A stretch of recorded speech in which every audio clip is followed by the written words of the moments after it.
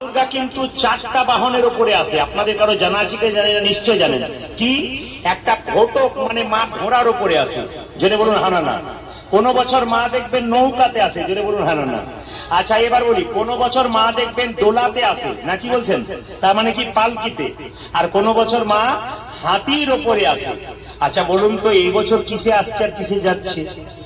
হ্যাঁ হ্যাঁ হ্যাঁ, আপনারা অনেকেই জানেন কিন্তু অনেকেই জানে না, তাদেরকে জানিয়ে দিই। তাহলে বলছে দোলাই যদি মা আসে তাহলে বলছে দুলিয়ে দিয়ে চলে যায়। তার মানে কি? মহামারী হবার সম্ভাবনা আছে, শাস্ত্র বলছে। আমি সেগুলো বললাম, সবাই শুনবেন।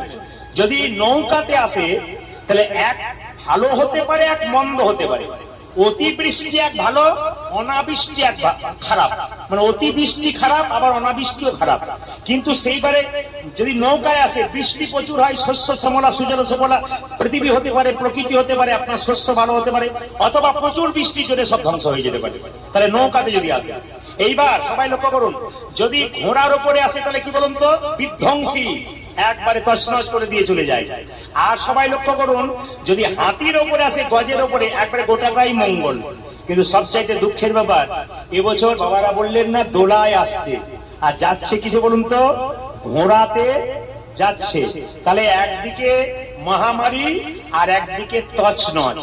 কিন্তু এটা শাস্ত্র বলছে। কিন্তু মায়ের যে আরেক নাম দুর্গা, তিনি যে দুর্গতি নাশিনী, যদি সেগুলো হবে তাহলে তার নাম দুর্গতি নাশিনী কেন হবে গো? যতই ঘোড়াতে আসুক আর যাতে আসুক, মা যে মঙ্গলময়ী, আমরা যে তার সন্তান। যদি মাকে আমরা অবাধ্য, আমরা যদি মায়ের ওপর অকথ্য ব্যবহার করি, তখনই মা কিন্তু আমাদের দুলিয়ে দিয়ে চলে যায়। তবে চান্সটা বেশি হয়। কেন বলুন তো? আপনারা সবাই লক্ষ্য করুন, চন্দ্রকোনা রোডে আপনাদের মা দুর্গা পুজো হচ্ছে, প্যান্ডেল পর্যন্ত হচ্ছে কোথাও কোথাও। কিছু মনে করবেন না। প্রত্যেকটি মেদিনীপুরের বহু বহু জায়গাতে খুব ভদ্রতার সঙ্গে পুজো হয়। আমাদেরও বিভিন্ন জায়গায় ভদ্রতার সঙ্গে পুজো হয়, কিন্তু কোনো কোনো জায়গাতে অসভ্যের মতো পুজো হয়। কিরকম বলে রাখি, দেখবেন মা দুর্গা প্যান্ডেল করেছে চায়ের কপটি দিয়ে, কিংবা দেখবেন চায়ের গ্লাস দিয়ে, জলের গ্লাস দিয়ে হচ্ছে। আবার কোন কোন জায়গায় থিম দেখিয়ে ফার্স্ট হবার জন্য আবার দেখবেন মাছের আঁশ দিয়ে পর্যন্ত প্যান্ডেল হচ্ছে। মানে এগুলো আমরা ঠিক অধঃপতনের দিকে যাচ্ছি কিনা আপনারা একটু বিচার করে দেখবেন। আমি গত বছর মা দুর্গা পুজোয় গান করেছিলাম আপনাদের মেদিনীপুরে। তো মেদিনীপুর থেকে গান করে আমি একটা জায়গার নাম করবো না, যেহেতু ক্যামেরা হচ্ছে। আমি যাচ্ছি মেদিনীপুরে, একটা জায়গাতে দেখলাম যে থিম করেছে যে শিব ঠাকুর চেপে আছে স্কুটির ওপরে, আর মা দুর্গা তার পেছনে হাত দিয়ে বসে আছে। আপনারা হাসছেন, কিন্তু এটা লজ্জার ব্যাপার। একটা অন্য ধর্মের মানুষ আমার সামনে দাঁড়িয়ে বলছে, আপনি প্রদীপ বাবু না? বলে হ্যাঁ। কি দেখছেন? বললাম থিম দেখলাম। থিম দেখছেন? কিন্তু আমার মাথাতে ঢুকছে না। আমি তো আপনার জাতের নই, আপনার ধর্মের নই। কিন্তু আমার এটা প্রশ্ন, আপনি লোককে একটু বোঝাবেন। কি বোঝাবেন? আপনি আমাকে বলে দিন যে বাবা শিব কবে স্কুটি চালিয়েছিল, আর মা দুর্গা তার পেছনে কখন চেপেছিল। বিশ্বাস করবেন, লজ্জাতে সেদিন মাথাটা আমার নিচু হয়ে গেছিল। এই লজ্জা আমার নয়, এই লজ্জা প্রত্যেকটি হিন্দু জাতির। তাই আমি বলবো, আপনারা দুর্গা পুজো করবেন, এমন কোন অসভ্যতা করবেন না যাতে অন্য জাতির মানুষ তেরা চোখে আমাদের দিকে তাকায়। করছেন তা কি? বারবার আমি বলে এলাম আপনাদের সামনে। কতগুলো শর্ত আপনাদের দিয়ে যায়, আপনারা মাথায় রাখবেন। আমি আপনাদের জেলা পেরিয়ে অন্য একটা জেলাতে গেলাম গান করতে, রাত্রি 2:30। ছেলেগুলো বলে এখানে দারুণ প্যান্ডেল হয়েছে দাদা, একবার নামলে হয় না? 2:30 বাজছে, তখন এরা নামলো দেখবার জন্যে। আমি এক পাশে দাঁড়িয়ে রইলাম, সবকিছু দূর থেকে দেখলাম, কিন্তু লজ্জায় আমার মাথাটা নিচু হয়ে গেল।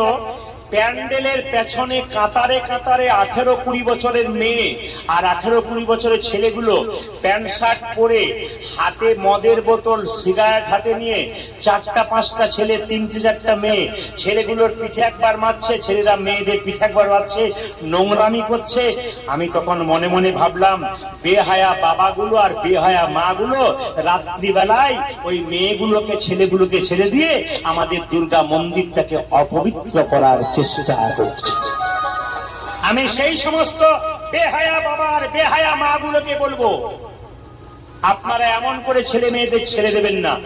আর আপনাদের কাছে প্রদীপ পালের করজোড়ে নিবেদন রইল, আগামী দুর্গা পুজোতে প্রত্যেকটি বাবাকে বলে রাখবো, ছোট মেয়ে হোক, আপনার বড় মেয়ে হোক, ছেলে হোক ছোট, আপনি সঙ্গে করে মণ্ডপে নিয়ে যাবেন, সঙ্গে করে বাড়ি আনবেন। অনেককে বলবেন আমার তো মেয়ে অ্যাডাল্ট হয়ে গেছে, আমি এখন ছেড়ে দিতে পারি। আপনি তো দেখলেন আমার প্রমাণ কি চলছে, চারিদিকে কি নোংরামি চলছে। আপনি নিজে কলঙ্ক নেবেন। সরকার এত চেষ্টা করছে, সুন্দর প্রশাসন দিচ্ছে, প্রশাসনের কর্মকর্তারা, পুলিশ যারা আছেন তারা নিজেদের সংসারে পুজো পাঠ না করে আমাদের জন্য পাশে দাঁড়িয়ে আছে। আর আমরা যদি কিছুটা দায়িত্ব পালন না করতে পারি, আমরা আমাদের মেয়েদেরকে অন্তত নিয়ে যাব, সে বড় হোক আর ছোট হোক, আর সঙ্গে করে নিয়ে আসবো, তবে কিন্তু পূজার শালীনতা বজায় থাকবে।